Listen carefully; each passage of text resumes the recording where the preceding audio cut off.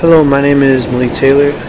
Thank you for taking the time to speak with us. We are high school students here in Honolulu wanting to learn more about our Pacific region and how we can protect it. Thank you for your patience. Please tell us what's your name. Aloha, my name is Malia Nobrega Oliveira. Nice. Please tell us your parents' names. My mom's name is Roslyn Nobrega. Her maiden name is Chu. And my dad is Gilbert Nobrega. What is your cultural heritage? I'm a Kanaka Maoli. I'm a Native Hawaiian from here in Hawaii. Please tell us something about where you came from. My ohana is from the island of Kauai, and they continue to reside there. It's my favorite island, of course. It's a beautiful island where my ohana continues to practice many of our cultures. Specifically, our ohana continues the tradition of making Hawaiian salt. And it's the last place in all of Hawaii that continues this tradition. How do you make Hawaiian salt? Well, you got to come to the presentation tomorrow because that's what I'm talking about. But just in brief, it's a tradition that is continued in Hanapepe, which is on the west side of the island in the district called Kona. And it's the type of aina that's there, or the land, is special. It has a clay bottom. We have the three main parts of it is a puna, or a well. And then the secondary well is called a waiku, which translates to standing water. And then the third part of making pa'akai, or Hawaiian salt, is a lo'i, which is similar to like a lo'i kalo, but this is a lo'i pa'akai. So it's translated to be called a bed where salt actually is produced. So you transfer water from the main well, or the puna, to the secondary well, and then the secondary well then feeds all of the lo'i. And because of evaporation and the type of land that we have there and the salinity of the water, it evaporates and it produces pa'akai, or Hawaiian salt. And this salt is not sold in any stores. We continue the practice of trading with people. So if people ask me if they can have some pa'akai, I'll say, well, maybe you have, what can you share with me? So maybe you might have fish, or you might have flowers. Some people don't have actual things. Maybe we'll tell them, go to the store. Maybe you can get something to share with my family, and I'll share with you my pa'akai. Why are you concerned with global climate change? What makes it personal to you?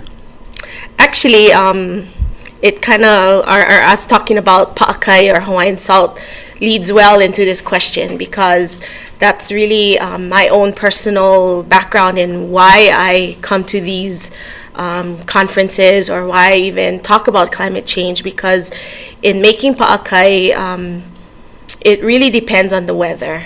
And so we only make pa'akai during the summertime. And during the winter time, because of a lot of rain, and today because of climate change, you'll hear a lot of people here talk about sea level rise. And so many times the area where we make salt floods over. And when the place is flooded, we can't even enter into the salt making area. And so in my lifetime, I've seen years when we would be able to harvest salt, maybe 100 5-gallon buckets in one harvest. 2 years ago, we harvested 0 buckets because the whole place was flooded. We weren't able to even go in. We started at one point to prepare the area, but because it got flooded, and our elders had taught us that when it gets flooded, you can't even enter in. And so that stopped our whole process. It halted our process. And so for me, climate change affects our cultural practices.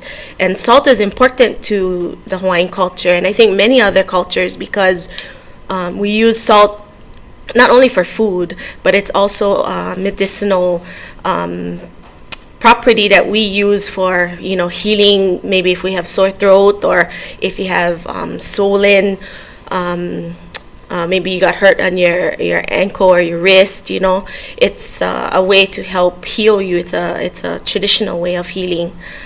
So to me, that's why I come to these discussions, and that's why I get involved in climate change, because one, I think we need to make changes in our lifestyle, and tomorrow I'm talking on a legal issues panel, and I actually approach it from a Hawaiian perspective, where I feel like Indigenous peoples around the world, whether it be Hawaiian or Marshallese or Chuukese or Koshayan or from Vanuatu, we all have this traditional knowledge that our kupuna, our elders, have passed on to us, and that it's important for us to learn those traditions so that we can continue to use it today.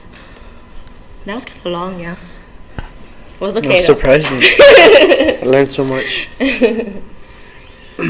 How can we as young people make a difference in regard to climate change? Great question. For me, the way I'm a teacher. I'm also an auntie. Hopefully, one day will be a mom. And but I feel the way that I like to involve youth like yourselves is to try to encourage our OPO, our youth, to learn our traditional ways. And to learn our language. Some of us grew up learning Hawaiian or learning your own language, and some of us don't. And for me, I didn't grow up learning Hawaiian, but when I came here to the university, I had this opportunity to learn Hawaiian, and I embraced it from day one, and I fell in love with it. And it changed my life, but it also changed the life of my whole family. And I always get emotional when I talk about this, but yeah, it's just I think encouraging our youth to learn your language, learn your culture, and if I can be of help in doing that by providing programs or projects that can encourage that, or even a sharing between Pacific Island youth, then I think that's my way to help youth learn from elders and learn from our generation. What is a hopeful message you might share regarding our future? Mm-hmm. Well, I think there's a lot of good projects that are happening around our in our communities today, and a lot of these opportunities are what we call Aina based, or projects that are rooted in our land here. So whether it be coming to like First Saturday events here at the Tara Patch or the Lo'i Kalo right next door here at Kanewai, where it's an open day for people to come and to learn about taro cultivation, and how we eat taro, why taro is so important to us as Hawaiians. And I think, we had brought some of the Kaimuki high school students before to this lo'i, and for I think some of the other Pacific Island students, it was the first time of actually being inside of a lo'i and being inside of a taro patch, learning how to pull taro, to harvest it, and then learning how to plant it. And actually, I have a funny story of when I traveled to Pohnpei once with a good friend of mine, Lillian, and we were working with some of the College of Micronesian students, and we were teaching them how to do TV shows. And the topic of the TV shows was nutrition. And so they asked me, and it was a cooking show, so they asked me to be a guest on one of the shows, and I taught about making laulau, which in Micronesia is not a common food. For us here in Hawaii, it's, we love it, right? Of course. So, but for them to learn about using tea leaf to wrap the food, or to look for the right types of luau leaf that you can put your pork or chicken or, you know, whatever you want inside of it was something really new. And it's funny because I meet Micronesians today who still see the show back home, and they actually tell me that now they're planting more tea leaf around and they're trying to use it in their cooking. So I don't know, it's kind of exciting to have, you know, to have been there to do a cooking show and how to do a TV show, but really they were learning more about my culture and being able to share with them about, you know, how to do our traditional foods.